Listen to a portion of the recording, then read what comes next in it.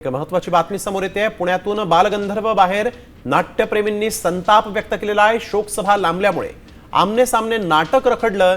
बालगंधर्वच्या आत शोकसभा सुरू आहे आणि यानंतर इथं नाटक होणार होतं, परंतु अनेक लोक नाटक पाहण्यासाठी या ठिकाणी दाखल झालेले आहेत। तिकीट काढून लोक नाटक पाहण्यासाठी बालगंधर्व मध्ये आले, परंतु इथं शोकसभा सुरू असल्यामुळे नागरिकांनी संताप व्यक्त केलेला आहे।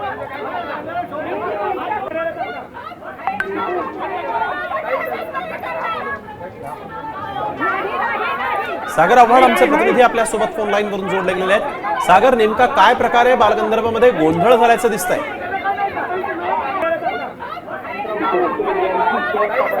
बालगंधर्व रंगमंदिरामध्ये सुरू होतं। अनेक मान्यवरांची भाषणे जी आहे ती सुरू होती।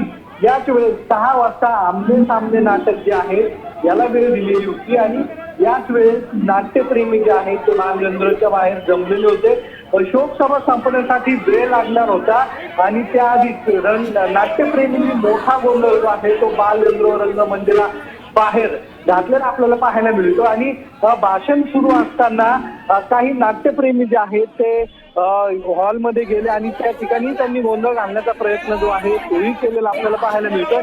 नेमकं आपण बघू शकतो की कशा पद्धतीने नाट्यप्रेमी जे आहेत ते आक्रमक झालेले आहेत। त्यांनी तिकीट काढलेली होती आणि एका साईडला ग्रामीण भागातून अनेक आनंदराव थोपटे यांना मानणारा जो वर्ग आहे, शेतकरी लोक जे आहेत ते त्यांना भावपूर्ण श्रद्धांजली वाहण्यासाठी शोकसभेसाठी आलेले होते आणि ही शोकसभा सुरू असताना हा सर्व गोंधळ आणि त्यामुळे आता कधी ही शोकसभा आटोपते आणि हे लोक या ठिकाणी नाटक बघायला इथे आलेले आहेत, त्यांची समजूत कोण काढतं हे पाहणं महत्त्वाचं राहील। धन्यवाद आपण दिलेल्या सविस्तर माहितीसाठी।